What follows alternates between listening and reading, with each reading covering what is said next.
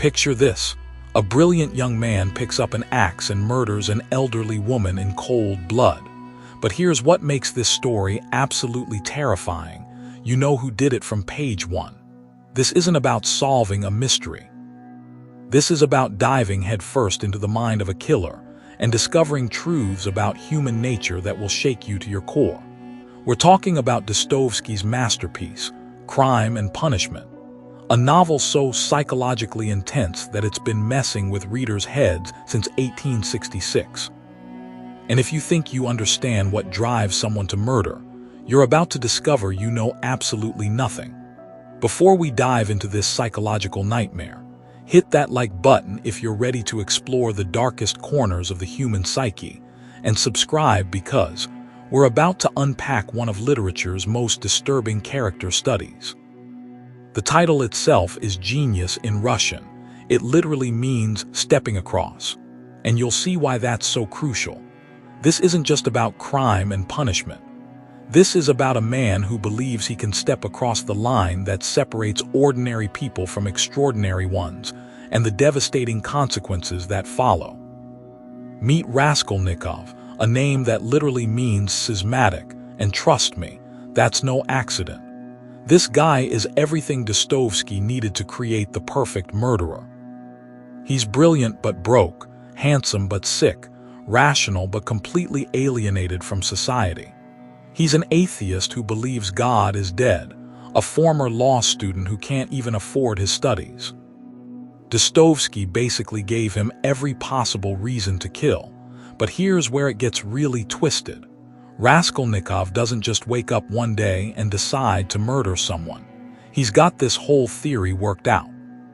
He divides humanity into two categories: ordinary people who follow rules, and extraordinary people like Napoleon who can transgress moral laws for the greater good. Guess which category he thinks he belongs to? His family situation makes everything worse. His mother Pulcheria would literally sacrifice everything for him, and I mean everything. His sister Dunya is just as brilliant and beautiful as he is, but she's his complete opposite. Self-sacrificing, kind, compassionate. She's even planning to marry a wealthy government official named Luzhin, a man she doesn't love, just to help her brother financially. The guilt is eating Raskolnikov alive. Then there's Sonya, and this character will break your heart. She's the daughter of Marmeladov, an alcoholic government worker who knows his drinking is destroying his family but can't stop. Sonya has been forced into prostitution to keep her family alive, including her 3 younger siblings and her dying stepmother. But here's the kicker. Despite everything she's been through, she maintains an unshakable faith in God. The setting makes everything more suffocating. We're in poverty-stricken St. Petersburg where everyone is desperately poor and drowning in alcohol. Dostoevsky originally planned to call this novel The Drunkards. That's how pervasive the desperation is. Now here's where Raskolnikov's twisted logic kicks in. He overhears a conversation in a tavern where someone says the world would be better off if the wealthy pawnbroker Alyona were dead, and her money used for good deeds.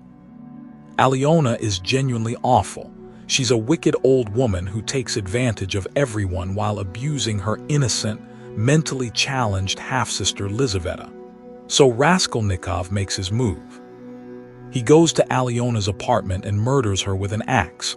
But then disaster strikes. Lizaveta walks in unexpectedly. Faced with a witness, Raskolnikov kills her too. 2 murders. An innocent woman dead because she was in the wrong place at the wrong time. He barely escapes, returns to his tiny room, and completely collapses. And this is where the real story begins, because the murder isn't the climax of this novel. It's just the beginning of Raskolnikov's psychological torment. After the murder, Raskolnikov calls the pawnbroker a louse that needed to be removed from society, but his guilt is destroying him. Every day that passes proves he's not the extraordinary man he thought he was.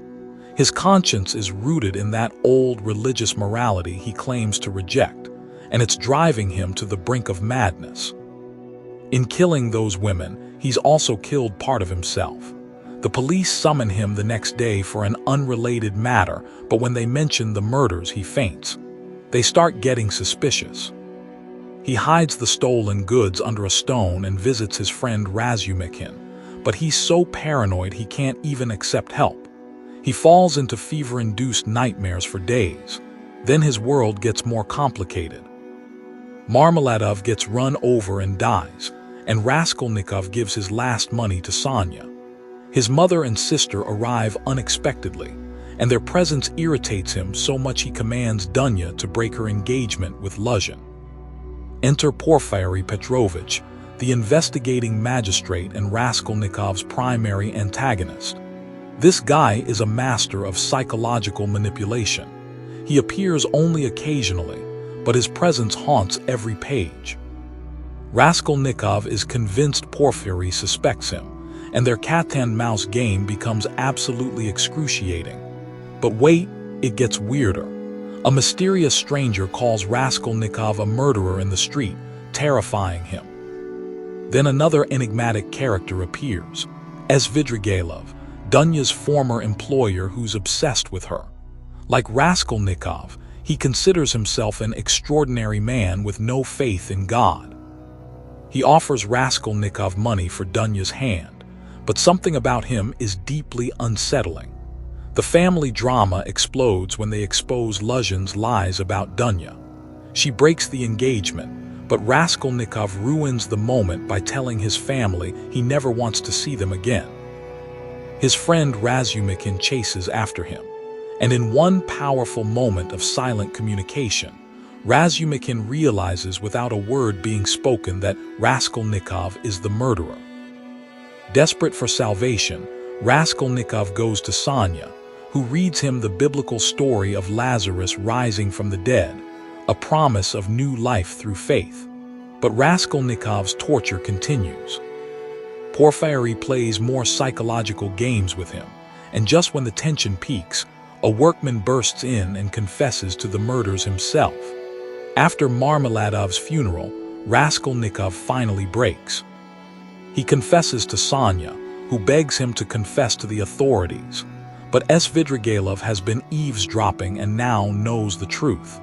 He tries to blackmail Dunya into marrying him, threatening rape if she refuses.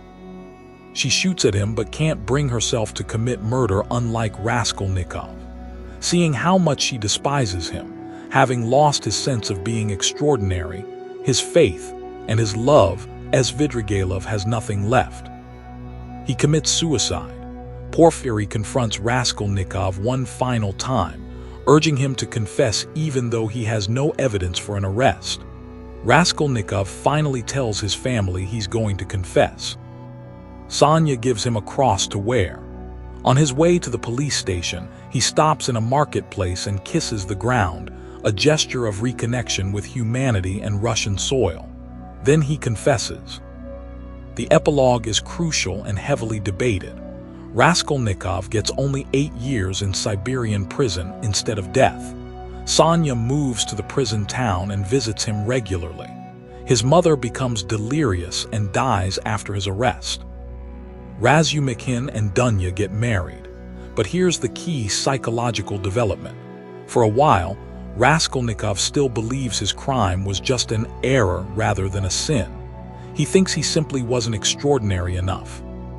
Then he has a fever dream about an infectious disease that makes people believe they alone possess truth, causing them to fight each other until society completely breaks down. This might be Dostoevsky's allegory for the dangerous spread of nihilism and materialism he witnessed in Russian society. The final transformation comes when Raskolnikov realizes he truly loves Sonya. In that moment of grace, he throws himself at her feet, breaking through the wall of alienation, nihilism, and self-centeredness that separated him from humanity. He finally expresses genuine remorse for his crime and begins what Dostoevsky calls the gradual renewal of man. This novel isn't just about crime and punishment. It's about what happens when someone tries to place themselves above moral law and the psychological hell that follows. Dostoevsky shows us that actual imprisonment is nothing compared to the prison of guilt and alienation we create for ourselves. The only escape is through love, faith, and reconnection with our shared humanity. What makes this story so terrifying and so powerful is how it forces us to confront uncomfortable questions about morality, faith, and what separates extraordinary people from ordinary ones. Raskolnikov's journey from alienated murderer to renewed human being remains one of literature's most profound explorations of redemption. If this psychological deep dive fascinated you, drop a comment about which character's psychology intrigued you most, and don't forget to subscribe for more literary analysis that will change how you see human nature forever.